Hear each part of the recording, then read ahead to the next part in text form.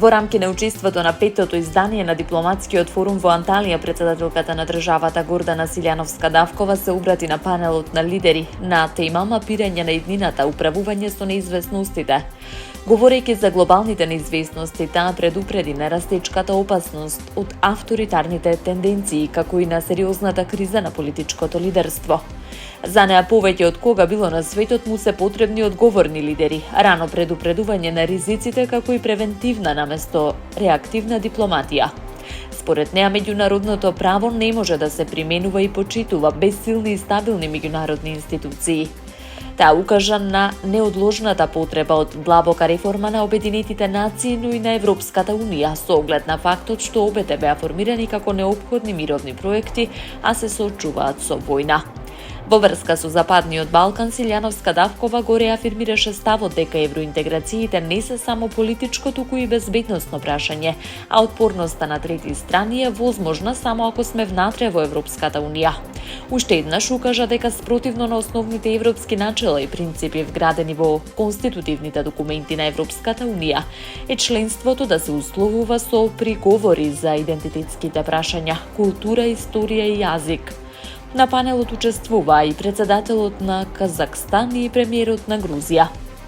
Дискутијата ја модерираше поранешен министер за надворешни работи и пратеник во големото национално собрание и шеф на турската делегација на НАТО. Панелистите ги искажаа своите ставови за клучните глобални предизвици и неизвестности со кои се соочува меѓународната заедница во 2026, со фокус на прашањата за геополитичките тензии, економската нестабилност, климатските ризици и безбедносните закани. Министерот за здравство Азир Алиу на отворањето на 18-тиот Европски конгрес на абдоминални хирурзи порача дека современото здравство мора да се темели на медицина заснована на докази и на силна меѓународна соработка. Во своето обраќање Алиу истакна дека науката не е само систем и стратегија, туку и човечка приказна што се одвива секојдневно во операционите сали и во одлуките што спасуваат животи.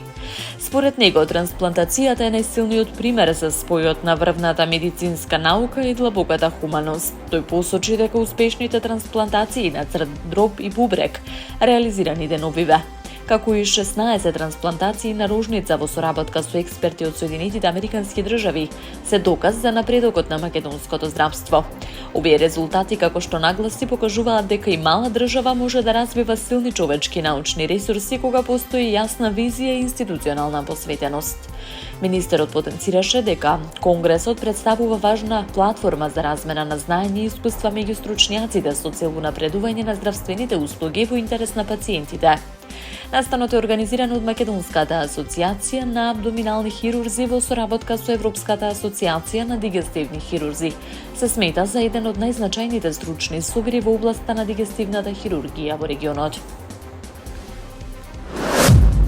Обвинителството за гонење, организиран криминал и корупција поднесе обвинение против судијата од апелациониот суд Ѓоко Ристов. Во домот на неговите родители во Неготино беа пронајдени 350.000 евра зазидани во кујната, при што се тврдеше дека потекнуваат од продажба на ниви. Сега обвинителството соопшти дека има цврсти докази дека парите потекнуваат од незаконски дејствија.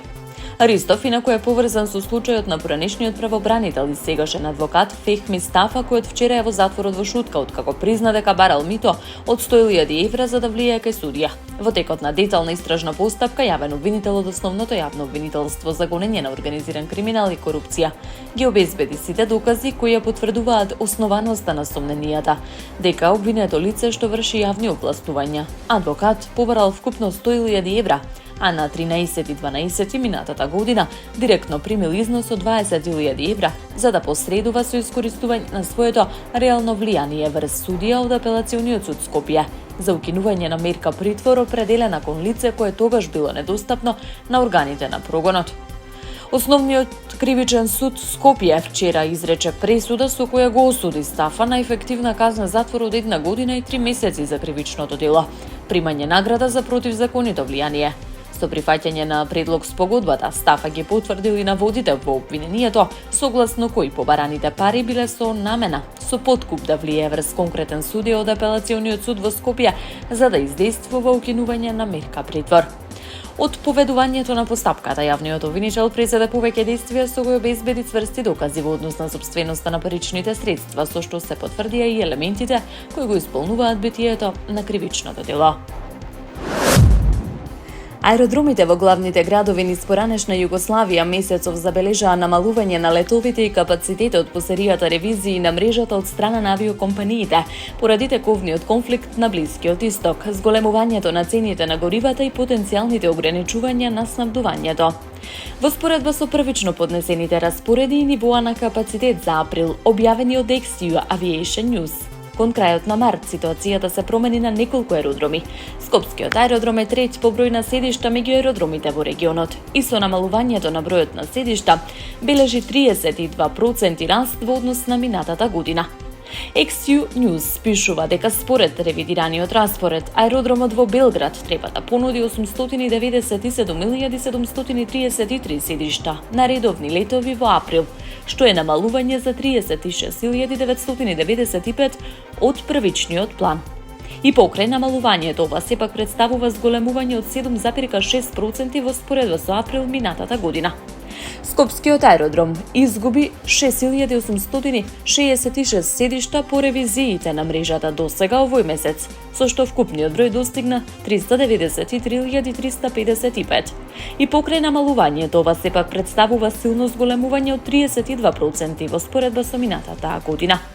Од ТАВ Македонија, концесионерот на аеродромите во Скопје и Охрид минатиот месец изјавија дека како резултат на конфликтот на Блискиот Исток, можно е одредено ограничено влијание кај дел од дестинациите од домашните аеродроми, но и засега не се очекуваат поголеми нарушувања во авиосообраќајот.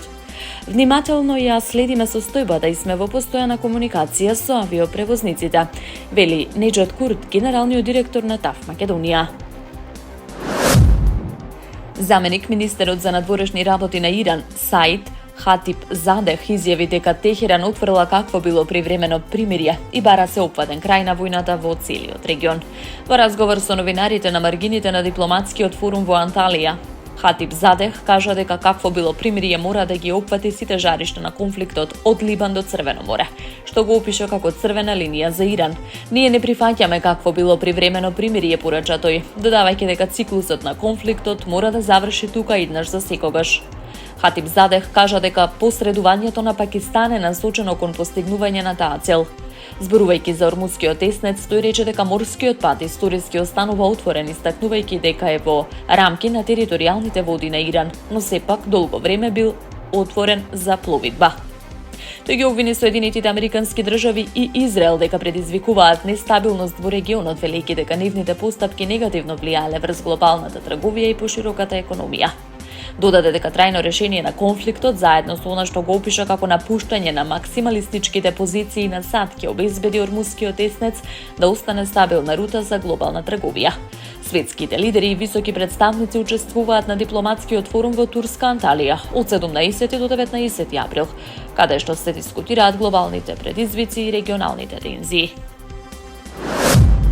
По парламентарните избори одржани во неделата, се уште актуелниот унгарски премиер Виктор Орбан ја презеде целосната одговорност за поразот на неговата партија Фидес и најави целосна обнова на десничарската заедница. Во своето прво големо интервју по изборите за YouTube каналот Патриот, кога беше прашан кој е одговорен за резултатот од изборите, Орбан кратко одговори: Јас сум председател на партијата.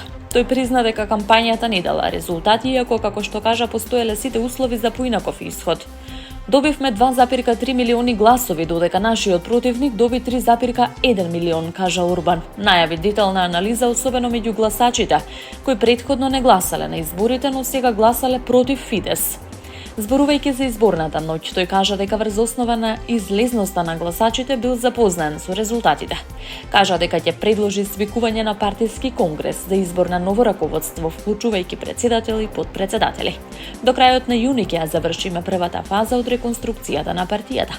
Кажа тој, истакнувајќи дека десницата, ако претрпи целосна реконструкција, би можела многу брзо да стане способна за действување. Премиерот во заминување призна дека корупцијата и луксузниот начин на живот се дел од елитата кои влијаеле на резултатот.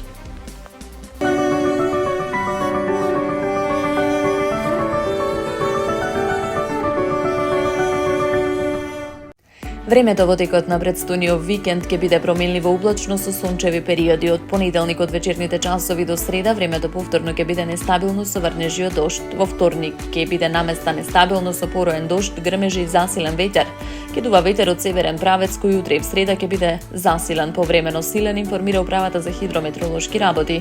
Како што посочуваат оттаму, времето денеска ќе биде променливо облачно со сончеви периоди. Во јужните делови ќе има услови за краткотраен локален дожд и појава на ретки грмежи. Во Скопје променливо облачно време со подолги сончеви периоди. Ќе дува слаб до умерен северен ветер. Максималната температура ќе достигне до 24 степени Целзиусови.